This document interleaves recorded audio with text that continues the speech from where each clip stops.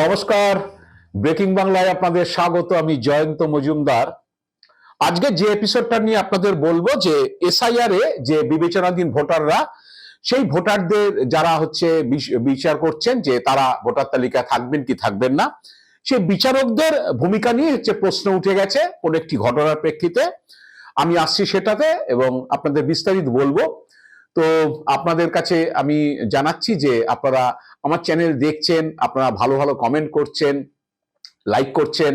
তো যারা চ্যানেলটি সাবস্ক্রাইব করেননি তারা চ্যানেলটি সাবস্ক্রাইব করুন, অল অপশন বাটনটি চাপুন, বেল আইকনটি প্রেস করে অল অপশন বাটনটি চাপুন। আপনারা যদি আমার চ্যানেলটি সাবস্ক্রাইব করেন তাহলে ভালো করে ভিডিও বানাতে একটু উৎসাহিত হই। তো আসছি আজকের বিষয়, যেটা থাম্বনেল করেছি, যে এসআইআর এ বিচারকদের ভূমিকাই এখন হচ্ছে প্রশ্নের মুখে। আপনারা জানেন যে এসআইআর নিয়ে, বাংলার এসআইআর নিয়ে তৃণমূলের মামলা আছে, মুখ্যমন্ত্রী মমতা বন্দ্যোপাধ্যায়ের মামলা আছে সুপ্রিম কোর্টে। তো শেষ যে দুদিন সুপ্রিম কোর্টে শুনানি হয়েছিল, সুপ্রিম কোর্টের শুনানিতে আমাদের যে তৃণমূলের তরফে যারা আইনজীবী ছিলেন, কল্যাণ বন্দ্যোপাধ্যায় বা মেনকা গুরুস্বামী, তাদেরকে প্রধান বিচারপতি সূর্যকান্ত কিছু ভর্ৎসনা করেছিলেন। কিন্তু দেখা গেল যে কার্যক্ষেত্রে তারা যে প্রশ্নগুলো তুলেছিল কোর্টের কাছে, সেইটাই প্রায় কার্যক্ষেত্রে মিলে গেছে। তো আমি এই কারণেই বলছি যে প্রথমে যে তৃণমূলের যে আইনজীবীরা প্রশ্ন তুলেছিলেন সুপ্রিম কোর্টে, যে বিচারকদের দিয়ে এই এসআইআর এর বিবেচনাধীন ভোটারদের, মানে যারা অ্যাডজুডিকেশনে আছে, তাদের বিচার করানো হচ্ছে, সেই বিচারকদের উপর কমিশন প্রভাব খাটানোর চেষ্টা করছে। এতে সূর্যকান্ত খুব রেগে গিয়েছিলেন। তিনি বলেন যে এরকম ভাবে এসব কথা বলবেন না, বিচারকরা ঠিকই করছে, আর কমিশনের গাইডলাইন শুনবেন না তো তারা কার কথা শুনবেন, আপনাদের কথা শুনবেন, এসব বলে ভর্ৎসনা টর্সনা করেছিলেন। পরের দিন সূর্যকান্ত একটা কথা বলেছিলেন যে এত রাজ্যে এসআইআর হচ্ছে, এত বেশি নাম কাটা গেছে, অথচ পশ্চিমবঙ্গ নিয়ে এত সমস্যা কেন? আসলে উনি বোধহয় বুঝতে পারেননি যে পশ্চিমবঙ্গে জ্ঞানেশ কুমার নামক যিনি ব্যক্তি বসে আছেন দিল্লিতে নির্বাচন কমিশনের মাথায়, তিনি কি খেলাটা খেলেছেন। কারণ সেদিনকেই কল্যাণ ব্যানার্জিরা বলেছিলেন যে অন্য রাজ্যেতে সব লজিক্যাল ডিসক্রিপেন্সির নামে এরকম 1 কোটি 100 কোটি যে লোককে তো লাইনে দাঁড় করিয়ে দেওয়া হয়নি। তাদের তো সিম্পল হয়েছে, এই ক্যাটাগরিতে মৃত, স্থানান্তরিত ভোটার, ডাবল এন্ট্রি ভোটার, এইসব ক্যাটাগরিতে নাম বাদ গেছে। যারা নতুন নাম তুলেছে, নাম বাদ গিয়ে খসড়া লিস্ট বেরিয়েছে, যারা নতুন নাম তুলেছে তাদের নাম ঢুকে গেছে, ফাইনাল লিস্ট বেরিয়ে গেছে। সেখানে তো ব্যানার্জি বন্দ্যোপাধ্যায়, চ্যাটার্জি চট্টোপাধ্যায় সবের কল তো ফাঁদেননি। জ্ঞানেশ কুমার তো সেখানে বেঙ্গলের জন্য যেটা করেছেন, যে সফটওয়্যার আমদানি করেছেন, এখানে লজিক্যাল ডিসক্রিপেন্সি 1 কোটি 23 লক্ষ লোক শুনানিতে চলে গেল, লাইনে দাঁড়িয়ে গেল। তারপরে তারা কাগজ জমা দিয়েছে, দেওয়ার পরে এখন দুটো সাপ্লিমেন্টারি লিস্ট বেরিয়েছে। কত লক্ষ বেরিয়েছে পরিষ্কার করে নির্বাচন কমিশন বলছে না। প্রথমে বলেছিল যে 27 লক্ষ বেরোবে, তা বললো না, সেদিন 10 লক্ষ বেরিয়েছে না, বিচারকরা নাকি সাইন করে পাঠাননি। তারপরে বললো যে 37 লক্ষ হয়ে গেছে, দ্বিতীয় দফা মিলিয়ে টোটাল 30 লক্ষ বেরিয়ে যাবে। কত নাম বাদ গেছে, কারা কত নাম থেকে গেছে, কোনো হিসেব কেউ দিচ্ছে না। আসলে ভাবছে এটা নিয়ে বিক্ষোভ টিক্ষোভ হতে পারে, র্যান্ডাম নাম কাটা হচ্ছে, কেউ বলছে, কখনো বলছে 40%, কখনো বলছে 50%। তো এবার বেড়াল থেকে ঝুড়ি বেরোনো এই কারণে যে কল্যাণ ব্যানার্জি সেদিনকে কিন্তু সূর্যকান্তকে বলেছিলেন, প্রধান বিচারপতিকে, যে বেঙ্গলে যে লজিক্যাল ডিসক্রিপেন্সি যে ব্যাপারটা আনা হয়েছে ইলেকশন কমিশনের তরফে, এইরকম ঝঞ্ঝাট অন্য রাজ্যে ছিল না। তো সেই কারণে বেঙ্গলে এই সমস্যাটা হচ্ছে।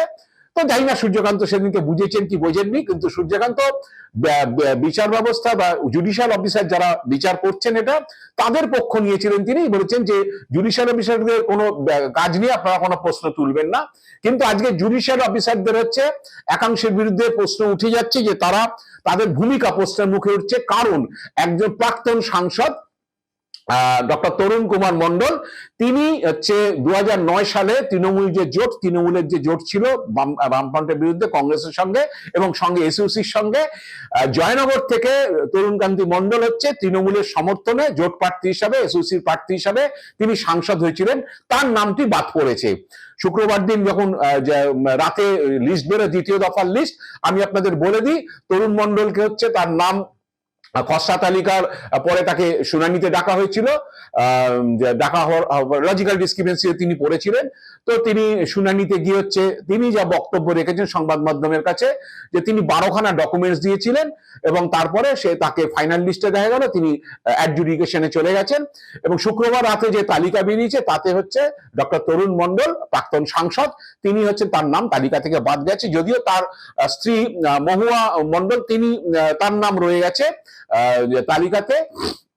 তো এখন তিনি শনিবার দিন তরুণকান্তি মণ্ডল তিনি সি অফিসে মনোজ আগরওয়ালের সঙ্গে দেখা করে একটি ডেপুটেশন দিয়েছেন, সঙ্গে 12টি ডকুমেন্টস দিয়েছেন। ডক্টর মণ্ডলের যেটা বক্তব্য যে তিনি যে সরকারি চিকিৎসক, সরকারি হাসপাতালে কাজ করেছেন, তিনি সরকারি চাকরি করেছেন বলে তিনি পেনশন পান, তিনি পেনশনের সমস্ত কাগজপত্র দিয়েছেন, এর সঙ্গে যা যা ডকুমেন্টস থাকে সবই দিয়েছেন, 12খানা নথি দিয়েছেন।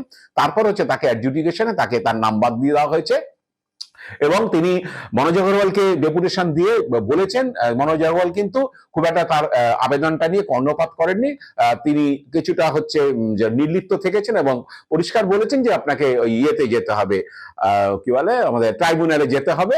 তো ওই সাংসদ তিনি ঠিক করেছেন যে লোকসভার স্পিকার ওম বিড়লার কাছে তিনি চিঠি পাঠাবেন, মেল করবেন এবং সঙ্গে ডকুমেন্ট সহ দেবেন এবং রাষ্ট্রপতি দ্রৌপদী মুর্মুর কাছে মেল করবেন তার 12টা ডকুমেন্ট সহ। এবং আমি যেটা তার ঘনিষ্ঠ লোকজন বা তরুণ মণ্ডল বলেছেন যে আমি প্রাক্তন সাংসদ, আমি সরকারি চাকরি করতাম, তার পেনশন পাই, আমার এতগুলো ডকুমেন্টস রয়েছে, তারপরে যদি আমার নাম বাদ দেওয়া হয় তাহলে গ্রামের গরিব মানুষ, প্রান্তিক মানুষদের অবস্থা কি সেটা নিশ্চিতভাবেই বোঝা যাচ্ছে। তরুণকান্তি মণ্ডলের ঘনিষ্ঠ যারা রয়েছে তারা বলছে যে একজন প্রাক্তন সাংসদ, একজন চিকিৎসক, সরকারি জায়গাতে চাকরি করেছেন, তার যদি এই দশা হয় তাহলে প্রান্তিক মানুষরা কোথায় যাবেন? তরুণ মণ্ডল হয়তো ট্রাইব্যুনালে যাবেন নাম তোলার জন্য, কিন্তু অন্যরা কি সেটা করতে পারবেন? এবার আমার ব্যাপারটা হচ্ছে, আমার প্রশ্নটা হচ্ছে, তরুণ মণ্ডল প্রাক্তন সাংসদ, 2009 সাল থেকে 2014 সাল পর্যন্ত তিনি সাংসদ ছিলেন। তো সাংসদ হয়ে যাওয়ার পর, টার্ম চলে যাওয়ার পর তিনি লোকসভার থেকে সাংসদ হিসাবে পেনশন নিশ্চিতভাবেই পাচ্ছেন এবং পার্লামেন্টে তার নামটা নথিভুক্ত হয়ে রয়েছে প্রাক্তন সাংসদদের যে পেনশন তালিকাতে।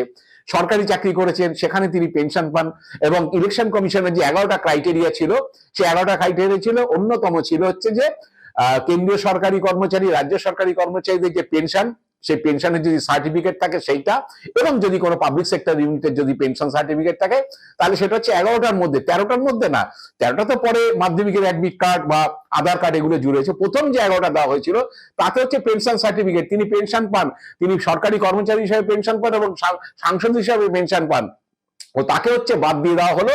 এবং একজন রিনাউন্ড চিকিৎসক, তো জানি না শুভেন্দু অধিকারী কি বলবেন এখন। আর আরেকজন রোহিঙ্গা বেরিয়েছে, ডক্টর তরুণ মণ্ডল। শুভেন্দু অধিকারী মনে আছে 2009 সালে যখন জোট হয়, আপনি তমলুক থেকে জিতেছিলেন, আপনার জোটের সঙ্গী দল হচ্ছে এসইউসি, জয়নগর থেকে আপনার জোট সমর্থিত প্রার্থী এসইউসি তরুণ মণ্ডল জিতেছিলেন, সাংসদ হয়েছিলেন, মনে পড়ছে তো? এবং বলে দিন যে তরুণ মণ্ডল হচ্ছে বাংলাদেশি অনুপ্রবেশকারী বা রোহিঙ্গা, আপনার তো বলে দিতে মুখে কোনো ট্যাক্স লাগে না। তো এসআইআর করে দুহাত তুলে নাচছেন, এখন বড় বড় কথা বলছেন, ব্রেকফাস্টে 58 লাখ বাদ গেছে, লাঞ্চে 7 লাখ বাদ গেছে, সন্ধ্যেবেলা এখন মুড়ি বাদাম খাচ্ছি, এবার ডিনার ফিনার হবে, কত গিয়ে দাঁড়াবে একটু দেখুন, খুব জাহির করে বলছেন এসআইআর নিয়ে, যত লক্ষ লক্ষ বাদ যাচ্ছে। তো এইরকম আছে, তরুণ মণ্ডল মতো অনেকে লোক আছেন যারা বিশিষ্ট ব্যক্তি সমাজের, যারা প্রাক্তন সাংসদ, তাদের নামও বাদ যাচ্ছে, অথচ আপনি কটাক্ষ করে যাচ্ছেন, নাম বাদ যত যাচ্ছে তাই নিয়ে আপনার মজা হচ্ছে যে আপনি ভাবছেন সব হচ্ছে সংখ্যালঘু লোকজন বাদ যাচ্ছে এবং হচ্ছে আপনার ভোটের বাক্স এবার ভরে যাবে, তৃণমূলের সব ভোট কাটা যাচ্ছে। তো এইরকম একটা অবস্থার মধ্যে চলছে। এবার আমার কথা হলো, এই ডকুমেন্টস দেওয়ার পরে অ্যাডজুডিকেশনে হচ্ছে বিচারকরা কি বিচার করলেন, তারা যদি সত্যিকারে ঠিক মতো বিচার করে, আমি কেন বলছি বিচারকরা প্রশ্নের মুখে, তারা যদি সত্যি বিচার করে তাহলে কি এই তরুণ মণ্ডলের নাম কাটা যাওয়ার কথা? যিনি পেনশন পান, যিনি সাংসদ হিসাবে পেনশন পান, প্রাক্তন সাংসদ হতে পারে, তিনি এসআইআর ফর্মে তার নামের পাশে লেখা থাকবে না প্রাক্তন সাংসদ, কিন্তু তার 12খানা নথি দিয়েছেন, নিশ্চিতভাবে তিনি বলছেন যে তিনি পেনশনের নথি দিয়েছেন। পেনশনের নথি দেওয়ার পরে তার নাম যখন বাদ যায়, তাহলে বিচারকদের একাংশের বিরুদ্ধে হচ্ছে প্রশ্ন উঠবে যে আপনারা সঠিকভাবে বিচার করছেন না। এবং হচ্ছে যেদিনকে রাজ্য সরকারের তৃণমূলের কৌশলীকে প্রধান বিচারপতি সূর্যকান্ত কি বলে ভর্ৎসনা করেছিলেন বিচারকদের কাজ নিয়ে প্রশ্ন করাতে, তখন সেদিনই অবশ্য তিনি ট্রাইব্যুনালের কথা বলেছিলেন, কারণ তৃণমূলের আইনজীবী বলেছিলেন যে এই অ্যাডজুডিকেশনে যদি কারোর নাম বাদ যায়, বিচারক যদি সঠিক বিচার না করে, তাহলে মানুষ কোথায় যাবেন, এই প্রশ্ন তোলাতে তিনি রেগে গিয়েছিলেন। তারপরে অবশ্য তিনি ট্রাইব্যুনালের কথা বলেছিলেন। এখন ট্রাইব্যুনালও যদি কেউ গিয়ে সঠিক বিচার বিচার না পায় তাহলে কোথায় যাবে, হাইকোর্টে যাবে না সুপ্রিম কোর্টে যাবে, সেটা কোনো সুপ্রিম কোর্ট ঠিক করেনি। কিন্তু বিচারকরা যে ঠিক বিচার করছেন না তরুণ মণ্ডলের বা প্রাক্তন সাংসদের হচ্ছে এইটা দেখেই পরিষ্কার বোঝা যাচ্ছে। একজন সাংসদ হিসেবে পেনশন পায়, রাজ্য সরকারি কর্মচারী হিসেবে পেনশন পান, অথচ তার নাম হচ্ছে বাদ যাচ্ছে, তার স্ত্রীর নাম থেকে যাচ্ছে।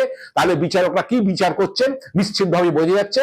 এবং এই যে লক্ষ লক্ষ বাদ দেওয়া হচ্ছে, এদের মধ্যে অসংখ্য হয়তো এইরকম ডক্টর তরুণ মণ্ডলের মতো তো মানুষ রয়ে গেছেন, গ্রামের গরিব মানুষ রয়েছেন, প্রান্তিক মানুষ রয়েছেন, তাদের হচ্ছে হয়তো নথি থাকা সত্ত্বেও তাদেরকে বাদ দেওয়া হচ্ছে।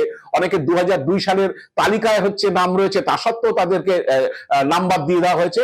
এই সবগুলো হচ্ছে। সুতরাং বিচারক যারা বিচার করছেন তাদের বিচারও কিন্তু সবকিছুর ঊর্ধ্বে না, এটাতে তরুণ মণ্ডলের ঘটনা থেকে পরিষ্কার। তরুণ মণ্ডল হাওড়া দক্ষিণ কেন্দ্রের 279 নম্বর পার্টের হচ্ছে তিনি ভোটার। তিনি পরিষ্কার সমস্ত জানাচ্ছেন যে এইরকম অবস্থা। এখন যে অনেকে হয়েছে তৃণমূল কলকাতা হাইকোর্টের প্রধান বিচারপতিকে চিঠি দিয়েছে যে তাদের 11 জন প্রার্থী হচ্ছে তারা অ্যাডজুডিকেশনে পড়ে গেছে। শুক্রবার রাতের তালিকাতে দুজন তারা নাম তুলতে পেরেছেন, ডক্টর শশী পাজা শ্যামপুকুরের এবং হচ্ছে হাসান কেন্দ্রের প্রার্থী কাজল শেখ, বীরভূমের জেলা পরিষদের সভাধিপতি। এখনো গোয়ালপুকুর, মোথাবাড়ি, শামশেরগঞ্জ, লালগোলা, নওদা, চণ্ডীতলা, উত্তরপাড়া, দেগঙ্গা এসব প্রার্থীদের ভাগ্য ঝুলে রয়েছে, তাদের নামও অ্যাডজুডিকেশনে রয়েছে। এবার অ্যাডজুডিকেশনে গিয়ে যদি দেখা যায় যে সেখানেও এই তরুণ মণ্ডলের মতো হাওড়া দক্ষিণে কোন বিচারক করেছেন আমি জানি না, যদি এখানেও কোনো বিচারক থাকেন তরুণ মণ্ডলের মতো তাদের নামগুলো ঘেঁচান করে দেন, তারা প্রার্থী হতে পারবে না, তৃণমূল একটুখানি সমস্যায় পড়বে। আর যদি জেনে যান যে জেনে শুনে করা হয় আমি জানি না তারা ট্রাইব্যুনালে গিয়ে কি করতে পারবে। এবার জেনে শুনে যদি করা হয় এরা প্রার্থী হয়েছে তাহলে দুইবার ঘেঁচান করে দিতেও পারেন, কারণ জানে এরপরে ট্রাইব্যুনালে যাবে। এখন আমার কথা হলো যে ট্রাইব্যুনাল যে বিচারপতিরা বিচার করবেন তারা কি সত্যি সত্যি যাদের নাম তারা রাখবেন সেই বিচারকদের কাছে কি প্রশ্ন করবেন? আপনারা বিচার করে যখন নামটা রাখছেন যারা ট্রাইব্যুনালে আসছে তাদেরকে বাদ দিয়ে দেওয়া হয়েছিল, আপনারা বললেন না এ নথি ঠিক আছে আমরা একে রাখছি। যে বিচারপতি রাখুন 19 জন বিচারপতির মধ্যে যারা ট্রাইব্যুনালে থাকবেন তারা কি তখন সংশ্লিষ্ট ওই বিধানসভা কেন্দ্রে যিনি বিচার করেছে তাকে কি প্রশ্ন করবেন যে আপনি কোন হচ্ছে অধিকার বলে একে বাদ দিয়ে দিয়েছিলেন? আমি জানি না, সেটা বিচার ব্যবস্থা বলতে পারবে, আর হচ্ছে সুপ্রিম কোর্টের প্রধান বিচারপতি, হাইকোর্টের প্রধান বিচারপতি বলতে পারবেন। তবে প্রশ্ন কিন্তু উঠে গেল সাংসদ তরুণ মণ্ডলের ঘটনা থেকে দেখে, এই রকম ভোটার যদি হচ্ছে বাদ যায় তাহলে বুঝতে হবে যে সাধারণ মানুষের কি অবস্থা হতে চলেছে। জানি না এরপরে কি হবে, আমরা অপেক্ষায় আছি। আজ এ পর্যন্তই। আপনারা ভালো থাকবেন, সুস্থ থাকবেন, নমস্কার।